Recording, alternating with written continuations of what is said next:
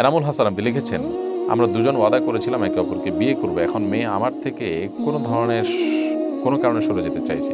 এখন আমাদের মধ্যে যে ওয়াদা হয়েছে তা ভঙ্গ হচ্ছে, এর জন্য কে দায়ী হবে? প্রথম কথা হলো, বিয়ে করার যদি পরিকল্পনা করেন একে অন্যকে এবং ভালো লাগে দিনই কারণে অন্তত, তাহলে সেক্ষেত্রে অভিভাবকের মাধ্যমে বিয়ের ব্যবস্থা করা উচিত। কিন্তু কোনো কারণে যদি সেরকম সুযোগ না হয়, বরং এটা হারাম সম্পর্ক রিলেশন তৈরি হওয়ার একটা মাধ্যম হয়, তো ঠিক আছে বিয়ে করবো, আমরা তো চূড়ান্তই করলাম, তাহলে যেহেতু আমরা ওয়াদা করেছি তাহলে এখন আপাতত হাই হ্যালো চলতে থাকো, তাহলে এই হারামের পথ থাকলে সেই জায়গা থেকে সরিয়ে আশা করতে হবে। এখন মেয়ে যদি দিনই কারণে সরে যায় যে এখানে হারাম সম্পর্ক হচ্ছে, বিয়ে এই মুহূর্তে হওয়াটা সুদূর পরা হতো, কবে হবে জানি না, তাহলে আমরা এখন শুধু টাইম পাস করছি, সময় নষ্ট করছি, এবং যদি হয় তাহলে সেক্ষেত্রে দূরে সরে যাওয়া আল্লাহর জন্য এবং হারাম সম্পর্ক থেকে বাঁচার জন্য হয়ে গেলে সেটা বরং প্রশংসনীয়। এই ওয়াদা ভঙ্গ অন্যায় না, যে ওয়াদা অন্যায় কাজে মানুষকে প্ররোচিত করে সে ওয়াদা ভঙ্গ করে বরং কর্তব্য। আর যদি এই লেভেলের সমস্যা না হয়, বরং অন্য কোনো সুযোগ সুবিধার জন্য তিনি গেছেন, তাহলে সেক্ষেত্রে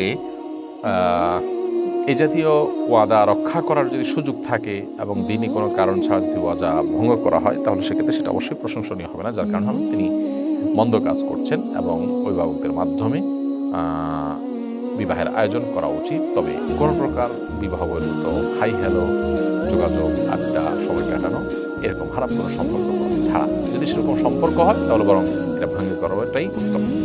সালমা ইসলাম তন্দ্রা এআইডি থেকে আপনি লিখেছেন, কোন আমল করলে সংসারে শান্তি বজায় রাখা যাবে এবং তৃতীয় ব্যক্তির বদনজর থেকে সংসারকে রক্ষা করা যাবে? সকাল সন্ধ্যার দোয়াগুলো খুব বেশি আমল করবেন, তিনকুল, বিসমিল্লাহির আসমিহি, এগুলো খুব বেশি পড়বেন, বদনজর যাতে না লাগে, বদনজর থেকে বাঁচার জন্য এই সকাল সন্ধ্যার আমলগুলো গুরুত্বপূর্ণ। এছাড়া নিজের মধ্যকার অশান্তি যাতে নষ্ট না হয় সেজন্য যথাসম্ভব আল্লাহ সুবহানাহু ওয়া তাআলার কাছে দোয়া করবেন এবং সকল বস্তুর অনিষ্ট থেকে বাঁচার জন্য যে আমলগুলো আছে সেগুলো করতে থাকবেন, ইনশাআল্লাহ আল্লাহ তাআলা হেফাজত রাখবেন। বিলাল খান আপনি ইতালি থেকে লিখেছেন, প্রবাস থেকে ফোনে বিয়ে করার সঠিক পদ্ধতি কি? এক্ষেত্রে কতদিনের মধ্যে স্ত্রীর সাথে দেখা করা আবশ্যক?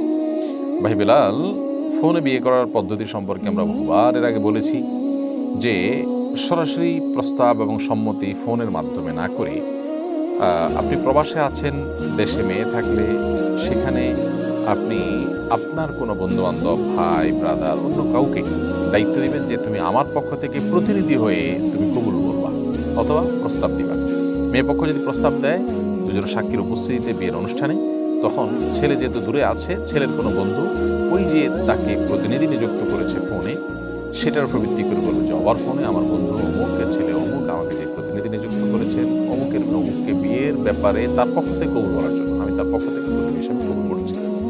এই যে কবুল বলছি, এটা দুজন সাক্ষীর সামনে যদি বলেন, ইনশাআল্লাহ বিয়ে সম্পাদন হয়ে যাবে। পুরো দৃশ্যটা তিনি দূর থেকে ইতালি থেকে দেখতে পারেন বা অন্য কোনো জায়গা থেকে, যেখান থেকে হচ্ছে সেখান থেকে ভিডিও মাধ্যমে লাইভ দেখতে পারেন, সেটি ভিন্ন বিষয়। আর স্ত্রীর সাথে বিয়ের সম্পর্ক তৈরি হয়ে যাওয়ার পর, বিবাহ বন্ধন আবদ্ধ হয়ে যাওয়ার পর স্ত্রীর সাথে মিলিত হওয়ার নির্দিষ্ট কোনো সময়সীমা ইসলাম বেঁধে দেয়নি। সেটা 2 মাস, 4 মাস, 6 মাস পরে হতে পারে, 1 বছর পর হতে পারে, 2 বছর পর হতে পারে। তবে যত আগে হতে পারে ততই কল্যাণকর, কারণ এতে তাদের উভয়ের তাকওয়ার জন্য উপযোগী হয়, তাদের ঈমান আমল হেফাজত